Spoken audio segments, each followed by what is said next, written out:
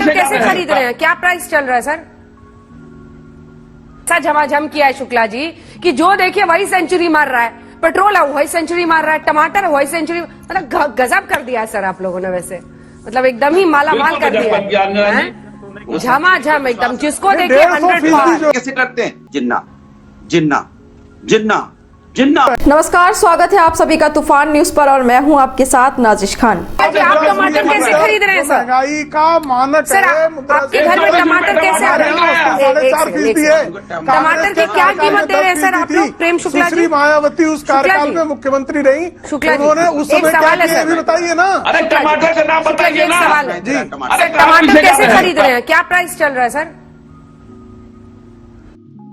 टमाटर का दाम घटता बढ़ता रहता है और आपको पता, हम उसको नियंत्रित करने का प्रयास करते हैं। शरद पवार कृषि मंत्री थे, उसे महंगाई पर वही सेंचुरी मार रहा है अब देश जो में। बताऊं आपको, तो इस तरह के मंत्रियों को आप समर्थन दिए हुए थे।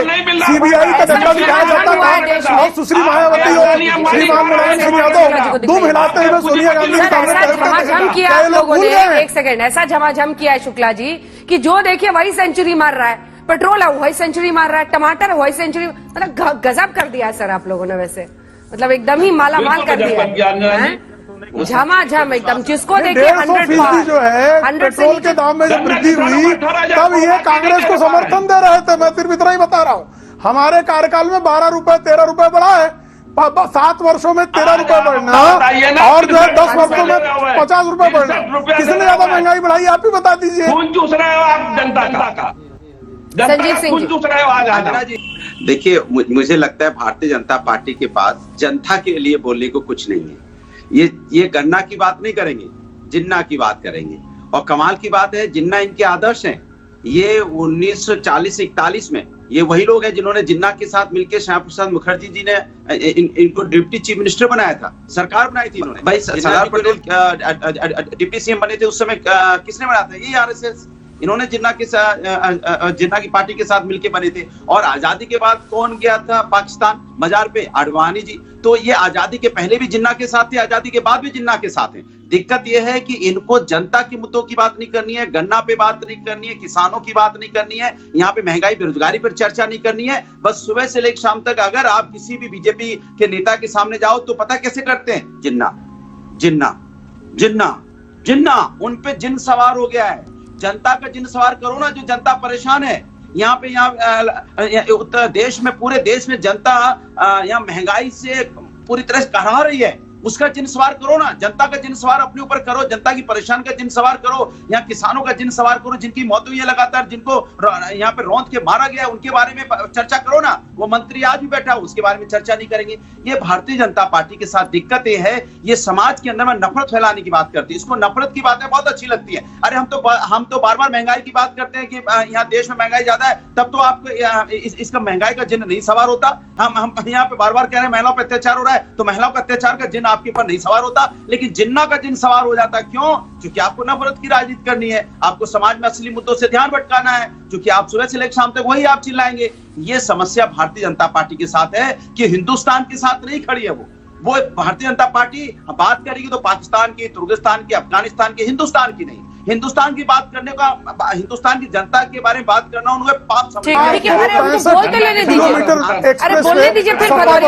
की सरकारों ने मिलकर 15 वर्षों में बनाया 650 किलोमीटर से अधिक सड़कें जो है आदरणीय योगी आदित्यनाथ जी की सरकार ने 4.5 साल में बना दी। हम तो विकास पर ही बात करना चाहते हैं साहब। हमने जितने शौचालय बनवाए, हम हम विकास का भी उत्तर देंगे। आइए विकास पर जिन्ना पर भी बहस कर लेते हैं। लेकिन आपने जिन्ना पर बहस कर, जब जिन्ना पर बहस होगी तो विकास कहेंगे, जब विकास भी बहस होगी तो जिन्ना पर भाग जाएंगे। तो भागिए मत, आइए हम आप ही लेके आए हैं भदौरिया जी, लेकिन ये मुकुट तो पहन लीजिए।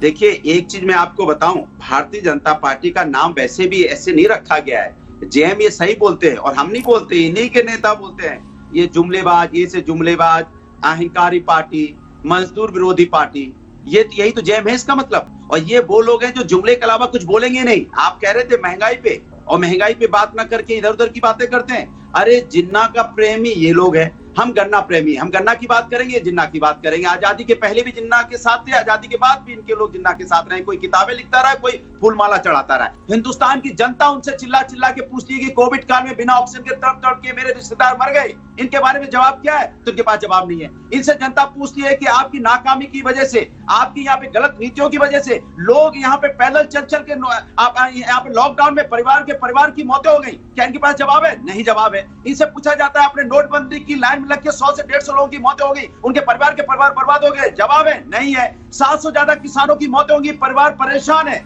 कितने बच्चे अनाथ हो गए, कितनी हमारी माँ बहनें विधवा हो गई, क्या इन्होंने उसके परिवार वाले के बारे में पूछा? जो बेचारे आज आर्थिक तंगी से जूझ रहे हैं, कभी इन्होंने इनसे पूछा कि जिसको रौंद दिया गया वो आज भी उसको, जिसके रौंदने का, किसानों को रौंदने का, जिसने रौंदा है उसके रौंदने वाला आरोपी, उसके पिताश्री आज भी कैबिनेट मंत्री लखीमपुर खीरी से लेकर हाथरस तक का सवाल पूछिए। जवाब सुन लीजिए इसके बाद वारिस पठान साहब आ रही है, खान साहब आ रही हूँ, एक सेकंड। अब जवाब तो सुन लीजिए जनाब जी, अब जवाब तो सुन लीजिए। बच्चों की हुआ करती थी गोरखपुर में, क्यों नहीं रोक पाए? क्यों बच्चों से इनको प्रेम नहीं था? गोरखपुर अंचल के बच्चों से प्रेम नहीं था। और आदरणीय योगी आदित्यनाथ की सरकार आते ही जापानी बुखार कैसे गायब हो गया? तो स्वास्थ्य के क्षेत्र में हमने काम किया, शिक्षा के क्षेत्र में हमने काम किया, रोजगार के क्षेत्र में हमने काम किया, विकास के क्षेत्र में हमने काम किया, एलपीजी गैस कनेक्शन हमने दिया, शौचालय हमने बनवाए, मुफ्त के मकान हमने बनवाए, गड्ढा मुक्त सड़कें हमने दी। आपने क्या दिया साहब? बलात्कार, छलात्कार, जमीनें कब्जा करना, गुंडाराज के नाम पे हर जिला किसी गुंडे के नाम पे आपने जो है रख रखा था। भदौरिया जी उन्होंने गिनाया क्या काम किया है?